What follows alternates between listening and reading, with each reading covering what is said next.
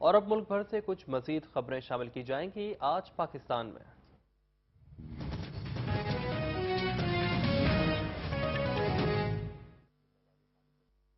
वफाकी काबीना ने हज पॉलिसी 2010 के कानूनी मुज़म्मरात और स्टेट बैंक तरमीमी बिल 2010 का जायजा लेने के लिए अलग अलग कमेटियां कायम कर दी। वज़ीर-ए-आज़म यूसुफ रज़ा गिलानी की सदारत में वफाकी काबीना का इजलास इस्लामाबाद में हुआ। इजलास को बताया गया है कि 25 मार्च 2008 से 21 अप्रैल 2010 तक काबीना के 56 इजलासों में 72 फैसले किए गए, जिनमें से 62 फैसलों पर अमल दरामद हो चुका है। इजलास में नेपरा से मुतालिक अमूर को हतमी शक्ल देने के लिए वज़ीर कानून की सरबराही में एक और कमेटी तश्कील दी गई। इजलास में तवानाई कॉन्फ्रेंस और ECC के फैसलों की तौसीक की गई और हुल्जा में लैंडस्लाइडिंग से बनने वाली झील से मुकामी आबादियों को दरपेश खतरात और इमदादी कामों की रफ्तार का भी जायजा लिया गया।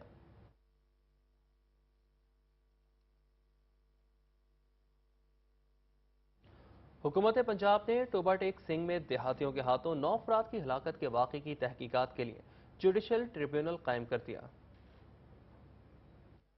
सूबाई हुकूमत ने वाक़े की इंक्वायरी के लिए डिस्ट्रिक्ट एंड सेशन जज टोबा टेक सिंह, चौधरी मोहम्मद अजहर को ट्रिब्यूनल का सरबराह मुकर्रर किया है। तहकीकाती टीम 2 हफ्तों में इस वाक़े के बारे में अपनी रिपोर्ट मुकम्मल करके हुकूमत को पेश करेगी। 9 और 10 मई की रात नवाही गांव 332 गाफ बे में देहातियों ने 9 अफराद को डाकू करार देकर तशद्दुद के बाद हलाक कर दिया था।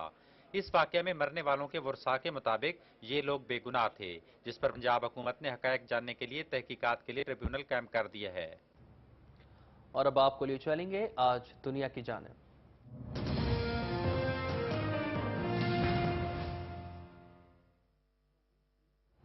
लीबिया में तैयारा लैंडिंग के दौरान गिरकर तबाह हो गया। हादसे में 103 अफराद हलाक हुए। 8 साला बच्चा मौजाती तौर पर महफूज रहा। हुकाम ने दहशतगर्दी का इम्कान मुस्तरद कर दिया है। अफ्रीकिया एयरपीएस का तैयारा जनूबी अफ्रीका से लीबिया जा रहा था। ट्राबलस एयरपोर्ट पर लैंडिंग के दौरान तैयारा तबाह हो गया और उसके टुकड़े दूर दूर तक बिखर गए। तैयारे में 93 मुसाफिर अमले के 11 अरकान सवार थे। हॉलैंड का 8 साला शहरी मौसाना तौर पर महफूज रहा। हलाक अफराद में सबसे ज्यादा 61 का ताल्लुक हॉलैंड से था। हुकाम ने हादसे में लीबिया, अफ्रीका और यूरोपीय शहरियों की हलाकत की तस्दीक की है।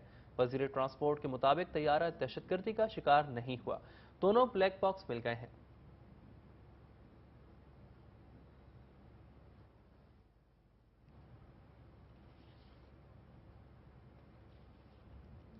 और अब बुलेटिन में शामिल की जाएंगी T20 वर्ल्ड कप के हवाले से कुछ खबरें। T20 वर्ल्ड कप में नाकिस कारकर्दगी के बाद भारतीय मीडिया और साबिक खिलाड़ी टीम पर बरस पड़े। 2007 की चैंपियन भारतीय टीम ने ग्रुप मैचेस में अफगानिस्तान और जनूबी अफ्रीका को शिकस्त देकर T20 वर्ल्ड कप का अच्छा आगाज किया, लेकिन सुपर 8 मरहले के तीनों मैचों में शिकस्त के बाद उसकी मुहिम का अख्ताम मायूस कुन अंदाज में हुआ।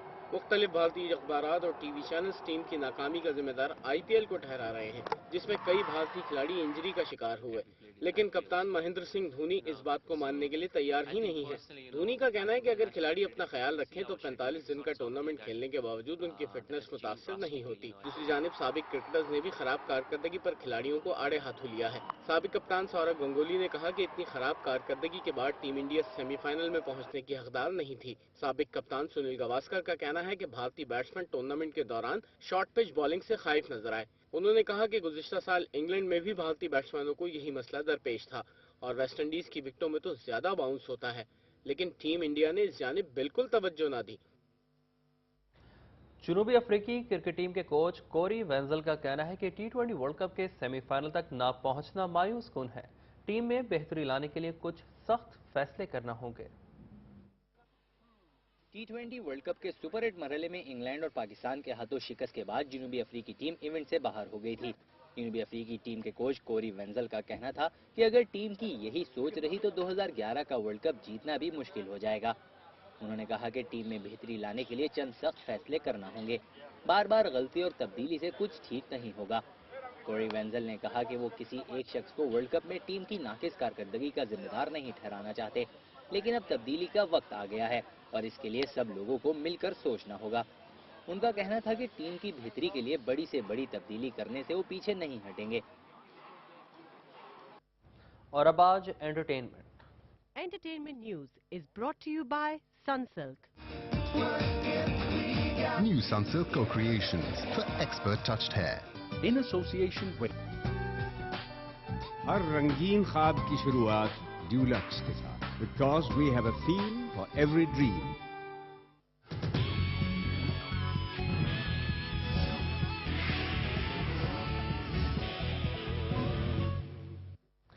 فلم اسٹار میرا نے لاہور میں اپنی 16ویں سالگرہ منائی.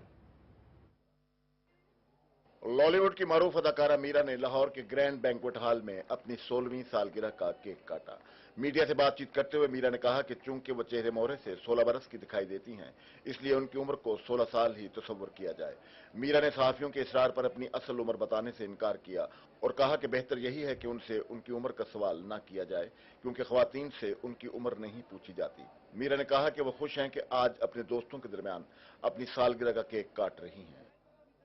جتنے کی میں لگتی ہوں اور اتنی ہی میری سالگرہ ہے اور کبھی خواتین سے ایج نہیں پوچھی جاتی. اور ویسے تو میرا یہ ہے کہ آپ یہ سمجھ لیں کہ میری 16ویں سالگرہ ہے. میری بیسٹ وشز میرا کے ساتھ ہیں. اللہ میرا کو صحت دے, زندگی دے, کامیابیاں دے. اور جس طرح سے میرا نے دوسری کنٹریز میں جا کے, انڈیا میں جا کے پاکستان کو ریپرزینٹ کیا ہے, ہمارے لیے بہت فخر کی بات ہے. اور یہ اعزاز جو ہے پاکستانی فلم سٹارز میں سے صرف میرا کو جاتا ہے. میرا کی سالگرہ کی تقریب میں ان کے دوستوں, رشتہ داروں اور فلم انڈسٹری سے منسلک خواتین و حضرات کی بڑی تعداد نے شرکت کی. اجوکا تھیٹر کے زیر اہتمام بلے شاہ کے کلام پر مشتمل قوالیوں کے البم کے افتتاح پر محفل قوالی کا انعقاد کیا گیا.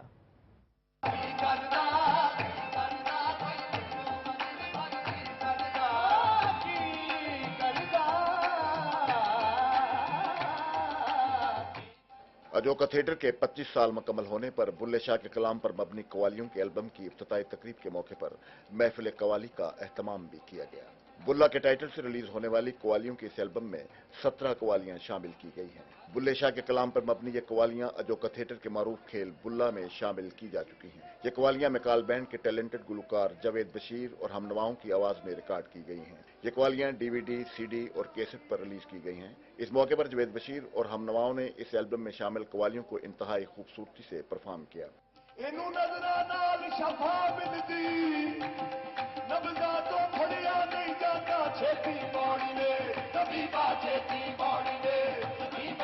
میری اسپیشلٹی تھی وہ چھیتی باڑی نے طبیبہ نہیں تے میں مر گئی ہاں اور مائے نہ مردہ عشق دیوانہ شونل پریتاں لا کے. اور میں سمجھتا ہوں کہ سب لوگوں نے بہت سراہا اور سارے لوگ بڑے محظوظ ہوئے ہیں.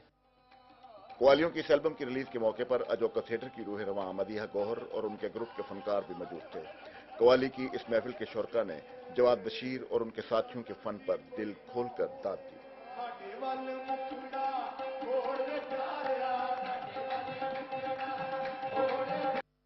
اور اب کاروباری دنیا سے کچھ خبریں شامل کی جائیں گی آج بزنس میں.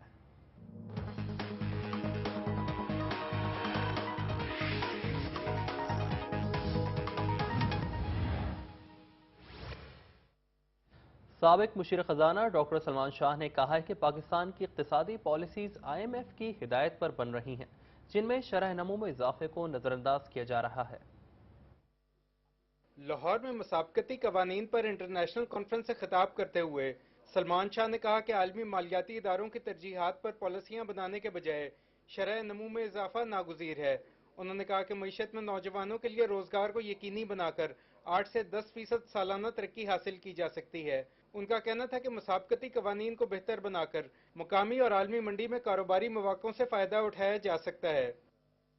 اکنامک گروتھ بہت ضروری ہے, اس لیے آئی تھنک کہ IMF سے ہمیں اب چھٹکارا حاصل کرنا بڑا ضروری ہے اور اس کے لیے پہلی سٹیج میں تو ان کی پالیسیز کو چینج کروانا پڑے گا اور دوسری سٹیج میں ہماری جو انویسٹمنٹ ہے اس کو دوبارہ سے ریوائیو کرنا پڑے گا.